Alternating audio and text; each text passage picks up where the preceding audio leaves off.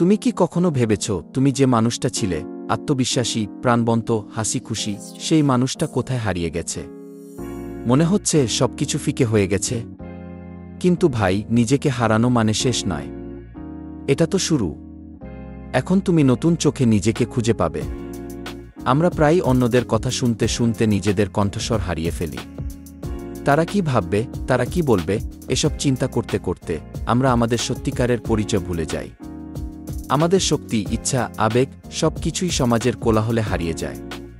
কিন্তু মনে রেখো, তুমি একটাই উদ্দেশ্যে এসেছ, এটা হলো তোমার মতো করে জীবনযাপন করা। নিজেকে পুনরুদ্ধার করার সাহসই হলো সবচেয়ে বড় বিজয়। তুমি হয়তো হারিয়ে গেছ, কিন্তু হারানো মানে পরাজয় নয়। তুমি এখনও এখানে আছো, মানে তুমি এখনও চেষ্টা করছো। নতুন আলো খোঁজার চেষ্টা করছো, ভেঙে না পড়ে। নিজেকে আবার ভালোবাসতে শিখো। নিজের সাথে কথা বলো, নিজেকে ক্ষমা করো, কারণ কেউ তোমাকে ঠিক করতে পারবে না। তুমি নিজেই তোমার চিকিৎসক। তুমি তোমার ভাঙা অংশগুলো থেকেও নিজেকে খুঁজে পেতে পারো। অতীতে তোমার কিছু ইঙ্গিত আছে ভবিষ্যতের জন্য। যদি এই ভিডিওটি তোমার অন্তরকে একটু হলেও স্পর্শ করে, তাহলে লাইক দাও, কারণ তোমার লাইক হয়তো কারো জীবন বদলে দিতে পারে। মন্তব্যে জানাও শেষ কবে তুমি নিজেকে অনুভব করেছিলে। তোমার অভিজ্ঞতা শেয়ার করো, কারণ আমরা সবাই একসাথে আছি।